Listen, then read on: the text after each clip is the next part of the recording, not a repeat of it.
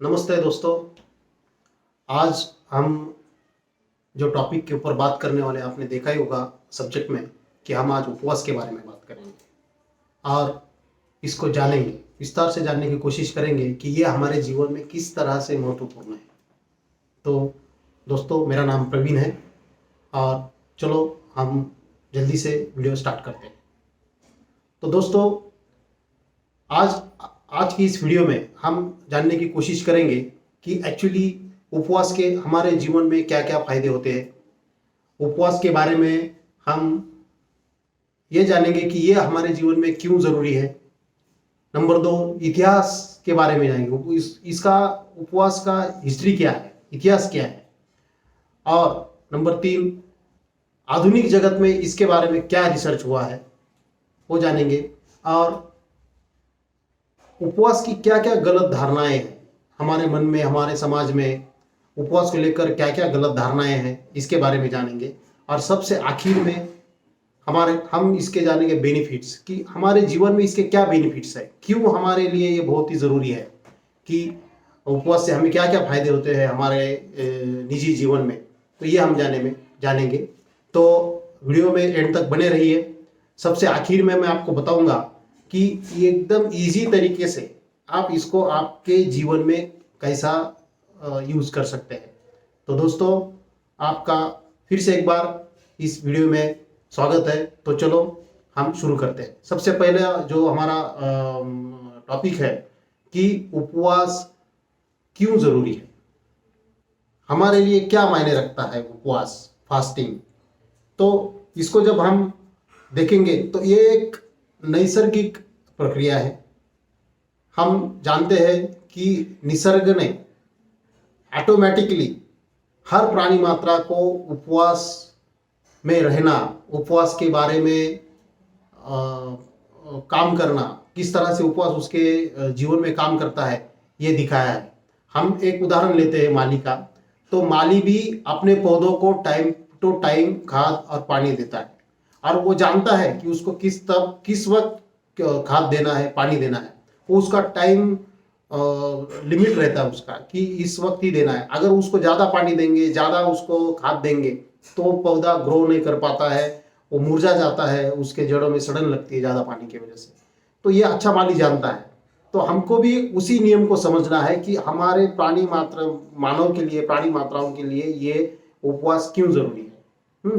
उसके बाद हम देखते हैं कि निसर्ग का जो नियम है, तो हमें उपवास ऑटोमेटिकली, पहले अगर हम आदि मानव का बात करेंगे तो आदि मानव को जंगल में जाके उसका जो भोजन है उसको खोजना पड़ता था। उसको रात दिन भटकंती करना पड़ती थी भोजन के लिए, और तब जाके उसको वो भोजन हासिल होता था। तो तब उसको वो ऑटोमेटिकली उसको उस वक्त उस टाइम में उसका उसका उपवास बनता था। उसी तरह से प्राणी देखते हैं, प्राणी भी जंगल में अपना शिकार करके खाते हैं। तो उनको भी कभी कभी टाइम पे शिकार नहीं मिलता है, तो उसको भी कभी कभी एक एक दो दो तीन तीन दिन तक वो शिकार की तलाश में रहते हैं और उसके बाद उसको जाके शिकार मिलता है। तो ये नेचर को मालूम है, ये नेचर ने जानबूझ के इसको इस तरह से बनाया है कि जब आप उपवास में रहते हो तो आपके हेल्थ के लिए उसके बेनिफिट्स होते हैं। तो उसके बाद हम समझेंगे कि इसका इतिहास क्या है, इसका हिस्ट्री क्या है ना।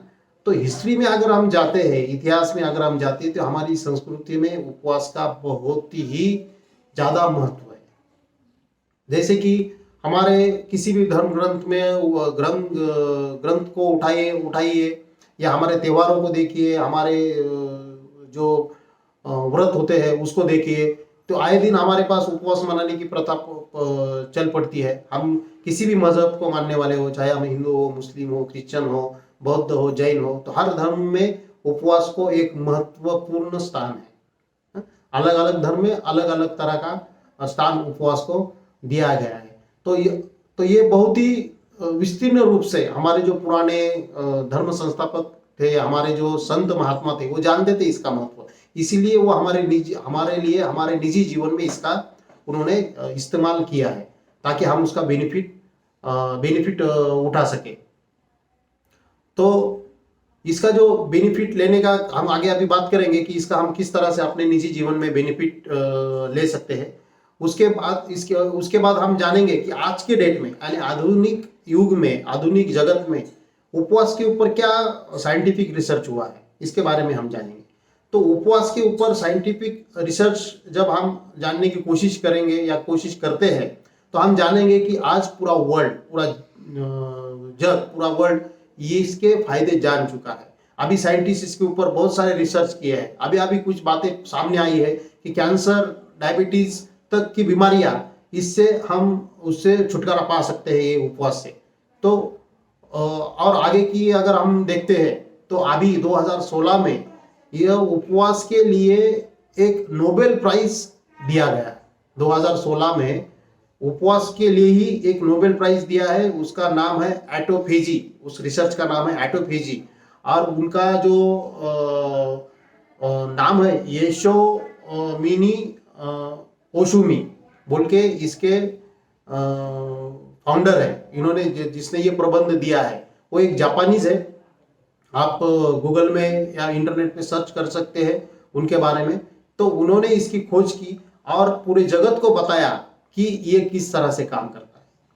हम संक्षिप्त में जानने की कोशिश करेंगे कि उनका जो एटोफेजी जो रिसर्च किया है उन्होंने वो क्या कहता है। वो कहता है कि जब हम उपवास में रहते हैं और तो उसी वक्त हमारा जो बॉडी है वो एक इमरजेंसी के स्टेटस में आ जाता है और हमारे बॉडी में ऐसे संकेत पैदा किए जाते हैं कि अभी हमको क्या करना है। तो वो हमारे बॉडी की जो अंदर की जो हमारी पेशियां होती है ना, सेल्स होती है, वो सेल्स क्या करती है कि हमारे बॉडी के जितने भी पुराने जो भी हमारे बॉडी में इधर उधर जो सेल्स बने हुए हैं, जो कि हमारे लिए बिल्कुल काम के नहीं है, जो सेल्स हमें आगे चल के बीमारी पैदा करने वाले हैं, वो सेल्स को खाना चालू कर देते हैं। वो सेल्स को खा के खत्म कर देते हैं। तो आगे जाके हमें फायदा इस तरह से उसका मिलता है कि वो सेल्स जैसी जैसी खत्म होते हैं तो हमारी बीमारियां ऑटोमेटिकली वहां से हमको कम कम हो जाती है। तो वही ये रिसर्च, उसी रिसर्च में ये सामने आया है कि किस तरह से इसका हमारे बॉडी के ऊपर पॉजिटिवली इम्पैक्ट होता है और किस तरह से हम हर कोई बीमारी से, हर किसी बीमारी से हम निजात पा सकते हैं, वो भी सिर्फ उपवास से। ना कोई दवा, ना कुछ करना, सिर्फ आप अगर उपवास सही तरीके में आप जानते हो कि किस तरह से उपवास रखना है, तो अगर आप रखते हो तो ऑटोमेटिकली आप उसमें आपकी बीमारियों से आप छुटकारा पा सकते हैं। तो हमारे इसके बाद हम जानते हैं कि हमारे समाज में बहुत ही गलत धारणाएं हैं उपवास के लिए, कि उपवास के बारे में हमारे पास सबसे बड़ी जो गलत धारणा है कि इससे हमें कमजोरी आती है, हमारे शरीर में न्यूट्रिशंस कम हो जाता है, हम कुपोषित हो जाएंगे। ये सब गलत धारणा है। अगर आप सही तरीके से उपवास करोगे तो डेफिनेटली आपको इसमें से कुछ नहीं होगा, आपको होगा तो फायदा ही होगा। हम आगे जानेंगे कि आपको किस तरह से इसमें फायदा आपको होगा। तो अभी हम शुरू करते हैं कि आपको क्या क्या इसके बेनिफिट होंगे। जैसे कि आप उपवास में अगर रहते हो तो आपके क्या क्या हेल्थ बेनिफिट है जो आप उपवास में रहते हुए पा सकते हैं। तो सबसे पहले अगर हम इसका बेनिफिट जानेंगे तो एक महत्वपूर्ण जो बेनिफिट है कि हर छोटी से बड़ी बीमारी से निजात हम इस उपवास के माध्यम से पा सकते हैं। तो क्या क्या बीमारी है आप तो सब जानते हैं कि हमें कुछ बीमारियां हमारे शरीर की वजह से होती है, लाइफस्टाइल की वजह से होती है, और कुछ बीमारियां हमको बैक्टीरिया, वायरस की वजह से होती है। दो तरह की बीमारियां हर इंसान में होती है और ये दोनों तरह की बीमारियों में हम उपवास से छुटकारा पा सकते हैं। नेचर भी यही कहता है। आप जानते होंगे कि हमको जब भी बुखार आता है तो ऑटोमेटिकली हमारी भूख कम हो जाती है ना। ऑटोमेटिकली नेचर हमको भूखा रखता है और भूखा रखने से उसको नेचर को पता है कि भूखा रखने से उपवास में इसका आपकी जो प्राण शक्ति है वो बहुत अच्छे तरीके से काम करेगी। इसलिए नेचर आपको उपवास में रखता है और आपका उसको बेनिफिट भी होता है ना। तो आपकी दूसरा बेनिफिट है आप एनर्जेटिक एनर्जेटिक फील करोगे। उपवास के दौरान आप उपवास में जब आप उसका कंटिन्यू आपके जीवन में यूज करते हो तो आप हमेशा एनर्जेटिक फील करोगे, आपके स्किन में ग्लो आएगा, आप हमेशा आपका स्किन निखरा निखरा हुआ दिखेगा। दूसरा बेनिफिट है, आपको नींद बहुत अच्छे तरीके से आएगी। तो आपको नींद डेफिनेटली, अगर आपको नींद अच्छी आती है तो डेफिनेटली आपका निजी जीवन में उसका बहुत ही पॉजिटिव इम्पैक्ट गिरेगा। इसके अनगिनत फायदे हैं, मैं जितने आपको फायदे गिनाऊंगा उतने कम है, अनगिनत इसके फायदे हैं। तो आप इसका बहुत ही नायाब तरीके से अपने जीवन में उसका उपयोग ला सकते हैं। तो जैसा कि मैंने आपको पहले कहा था कि सबसे आखिर में मैं बताऊंगा कि इसका कैसा यूज हम अपने निजी जीवन में करते हैं, तो वो टेक्निक हम जानते हैं। दोस्तों, इसका यूज करना अपने निजी जीवन में बहुत ही आसान है। मैं खुद अपने जीवन में इसका यूज करता हूँ, मेरे फैमिली मेंबर भी इसी टेक्निक को यूज करते हैं। तो मैं वही टेक्निक आज आपके साथ शेयर करूंगा। तो वो जो टेक्निक है वो इस तरह से है कि अपने पास पूरे दिन में 24 घंटे होते हैं, ठीक है, और 24 घंटे में किस समय आपको उपवास रखना है और किस समय आपको खाना है, ये आप एक बार फिक्स करो। आपको मैं बताऊंगा कि कम से कम 16 घंटे का उपवास आपको रखना जरूरी है इसका फायदा लेने के लिए। ये साइंटिफिक प्रूवन है कि कम से कम 16 घंटे आप अगर उपवास में रहेंगे तो आर्टिफिजी के फायदे आपको आप उसके ले सकते हो। तो इसको किस तरह से आप मैनेज करेंगे और बहुत इजी तरीके से आप इसको जीवन में कैसा यूज कर सकते हैं, मैं आपको बताता हूँ। आपको अगर 24 घंटे पूरे दिन में मिलते हैं हम सभी को, तो उसमें से मैं क्या करता हूं कि मैं दोपहर का जो मील है वो दोपहर को 12 बजे लेता हूं, और शाम का जो नेक्स्ट मील है वो शाम को 8 बजे लेता हूं। यानी 12 से लेके 8 बजे तक ये 8 घंटे हो गए, और 8 बजे से लेके दोपहर के 12 बजे तक ये 16 घंटे हो गए, है ना। तो ये 16 घंटे हमारे उपवास के हैं, और ये जो 8 घंटे है 12 से लेके 8 बजे तक ये हमारे खाने के हैं। यानी दो टाइम जो मील हम लेते हैं, तो वो 12 बजे का फर्स्ट मील और 8 बजे का सेकंड मील। तो इस तरह से अगर आप मैनेज करोगे तो डेफिनेटली आप इसको आपके जीवन में यूज कर सकते हो। जैसे कि अगर किसी को 11 बजे का खाने का समय है तो 11 बजे खा सकते हो, और शाम का खाना 7 बजे, इसके एक कम कर दीजिए। जैसे कि सवेरे अगर आप 10 बजे खाना खाते हो तो शाम को 6 बजे खाइए, है ना। तो ये 8 और 16 घंटे का मैनेज आप कीजिए, देखिए इसके कितने फायदे आपके जीवन में आते हैं। तो ये बहुत ही इजी तरीका है जो कि आप यूज करके इसके बेनिफिट्स ले सकते हो। खाली और एक आपके उसमें ऐड कर देना कि आप जब भी खाना खाते हो तो खाना खाते टाइम आप रॉ वेजिटेबल्स का आपके भोजन में रॉ वेजिटेबल्स शामिल करें, फ्रूट्स और रॉ वेजिटेबल, इसका फायदा और बढ़ेगा, है ना। रॉ वेजिटेबल्स में आपको पता है फाइबर्स होते हैं, और आपके बॉडी को न्यूट्रिशंस भी लाइव फूड से बहुत अच्छा तरीके से मिल सकता है। तो आपका बहुत ही जल्दी इसका फायदा मिलेगा। मैं आपको यकीन दिलाता हूं कि पहले 7 दिन में ही आपको इसके बेनिफिट्स मिलेंगे। अगर आप इसका ग्राफ इसको अगर आप घंटों में देखेंगे कि एक हफ्ते में आपको 112 घंटे हो जाते हैं आपके फास्टिंग के।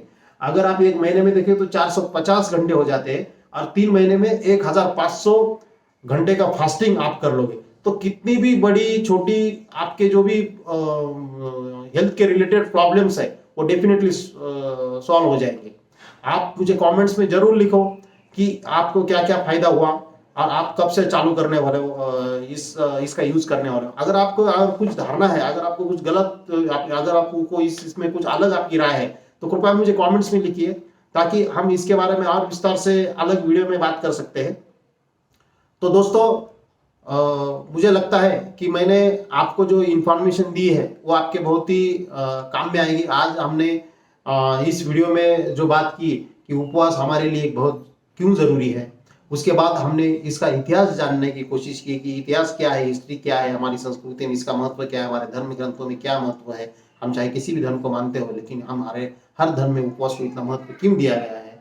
उसके बाद हमने आधुनिक जगत में क्या रिसर्च हुआ है, जैसे कि हमने ऑटोफेजी के बारे में जाना, जो कि योशिनोरी ओशुमु बोल के जो जापानी साइंटिस्ट है, बायोलॉजिस्ट है, उनके बारे में जाना, उनकी थ्योरी के बारे में जाना, वो थ्योरी किस तरह से काम कर सकती है, काम करती है हमारे जीवन में, और उससे कैसा हमारे जीवन में हमारे बीमारियों से हमने बड़ी से बड़ी बीमारियों से छुटकारा पाने के लिए हमें वो कैसे सहायक होती है, इसके बारे में हमने जाना। उसके बाद हमने उपवास की जो गलत धारणाएं समाज में फैली हुई है उसके बारे में हमने जाना। उसके बाद हमने सबसे महत्वपूर्ण इसके बेनिफिट्स हमारे लिए क्या होते हैं, हमें किस तरह से इसका फायदा होता है हमारे हेल्थ के लिए, हमारे पूरे बीमारियों से हमको निजात पाने के लिए, इस तरह इसके क्या क्या बेनिफिट है ये हमने जाना। और सबसे आखिर में हमने जाना कि एकदम इजी तरीके से हम अपने जीवन में इसको कैसे उतार सकते हैं, है ना। तो आप वो 8 और 16 घंटे वाला याद रखना कि किस तरह से उसको मैनेज करना है, आप अपने हिसाब से मैनेज कर लो, डेफिनेटली आप इसका फायदा जानोगे। आप खाली 7 दिन करके देखना, 7 दिन करने के बाद आप खुद जानोगे कि इसके क्या क्या बेनिफिट होते हैं, है ना। तो आज के वीडियो में यहाँ पर ही अपन रुकते हैं। तो ज़रूर अगले वीडियो में हम एक अच्छी जानकारी के साथ मिलेंगे। जो नए व्यूवर्स है, मैं मुझे उनकी उनकी गुजारिश है उनको कि कृपया इस चैनल को सब्सक्राइब कीजिए। मैं इसके ही जैसे बेहतर सब्जेक्ट के साथ इस चैनल पे लाने वाला हूँ। तो आप आज ही से सब्सक्राइब करके रखेंगे तो आपको उसका नोटिफिकेशन आएगा, अपडेट्स आपको मिलता रहेगा। साथ ही में अगर आप ये वीडियो को लाइक कर रहे हो तो लाइक का बटन दबाना मत भूलना। और आप कमेंट्स में ज़रूर लिखो, क्योंकि कमेंट्स मेरे प्रेरणा है। मुझे उसी आपके कमेंट्स पढ़ के ही आगे और वीडियो बनाने की और आपको ज़्यादा जानकारी देने की प्रेरणा मिलती है। तो कमेंट्स करना बिल्कुल मत भूलना और सब्सक्राइब करना भी मत भूलना। तो आप वीडियो के एंड तक बने रहे, आपका बहुत बहुत शुक्रिया। नमस्कार, आप सबका मंगल हो। धन्यवाद।